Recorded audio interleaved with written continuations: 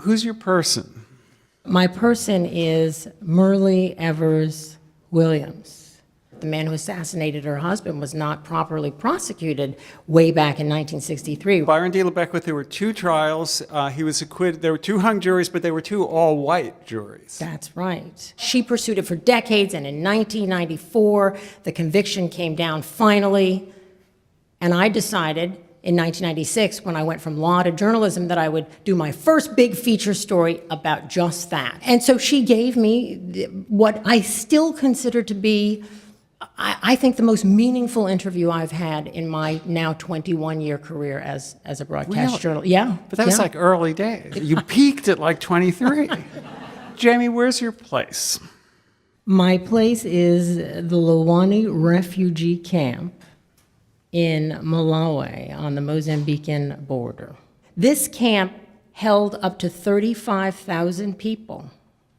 Most of the people had left the camp, died, repopulated to Mozambique, except for orphan children. These children are seared into my soul because I debated, I was 28 years old, and I debated, should I adopt one of these children? Is there anything I can do to save these children? One boy in particular hung onto my skirt the entire time I was there. The departure was terribly painful.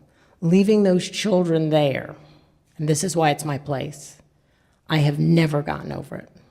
Do you think this stayed with you because it was a dramatic experience of suffering that you were powerless to alleviate, which means there's suffering in the world that's so massive and so painful, and that feeling of helplessness is devastating. Right. What's your thing?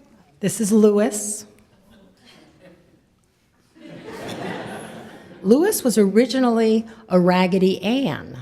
I turned him into a boy because I really wanted a brother, and I loved him so much because I was very, very lonely as a child because I was a biracial kid. You know, I used to get called things like half-breed, Oreo, really mean things. So I was very lonely, and there weren't very many kids like me back in those days. So I would tell Louis my problems when I was little. He was my friend.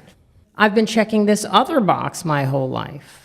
What they now allow you to do is to check multiple categories. But is that progressive or regress? I think it's better than being forced to choose. See, what made me uncomfortable, holding the doll just threw me off, people. Holding a doll in public is just a bit weird. Look at this beautiful room of people. If people could see us all together, this diverse group of people up in Harlem just talking, this is what the world should be.